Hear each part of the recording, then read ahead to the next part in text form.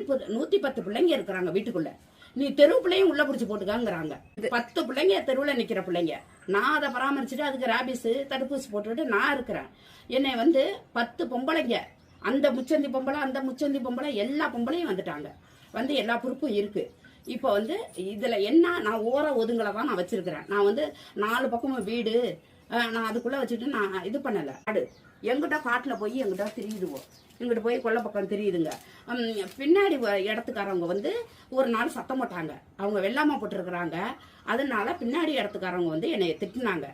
ஏன் இந்த மாதிரி விட்டுட்டு இருக்கிறேன்னு பேசத்தான் செய்வாங்க. அது அவங்க விவசாயம் போட்டிருக்கிறாங்க. அவங்க பேசினா நாங்க பேசாமதாமா இருக்கணும்.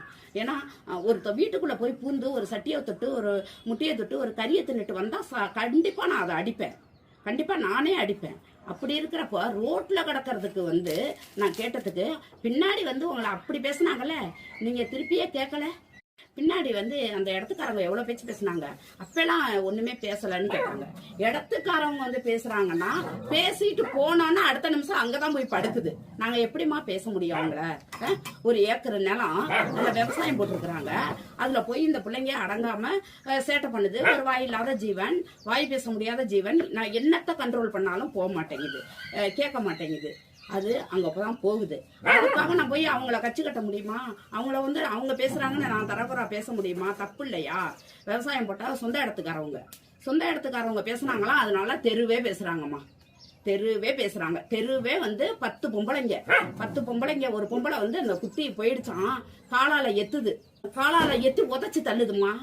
சண்டை நடந்துகிட்டே இருக்குது, உதச்சு தள்ளுது. என்னம்மா அந்த உலகத்துல வாரிக்கிட்டு போறோம்? எவ்வளவுதாம்மா நம்ம எத்தனையோ ஏக்கர் நிலம் இருந்தாலும் நமக்கு 6 அடி இடம் தான் சொந்தம். அதுவும் இன்னொருத்தர் வர்ற வரைக்கும் தான் சொந்தம். இன்னொருத்தர் வந்துட்டாங்க, அது கூட சொந்தம் இல்ல. மண்ணுக்கு இறையா போயிடுவோம். என்ன கெதியில ஒரு துரும்பு கூட நம்மளை பார்க்க முடியாது அடுத்த நேரம். அப்படி நிலைமையில எவ்வளவு பேச்சு, எவ்வளவு வார்த்தை, எவ்வளவு தரக்குறோம். அந்த பொம்பளை பிள்ளையெல்லாம் கண்ணா பின்னான்னு பேசுறது. இந்த 3 தெருவுல இருந்து வந்துட்டாங்க. 3 தெருவுல இருந்து இவங்களுக்கு என்ன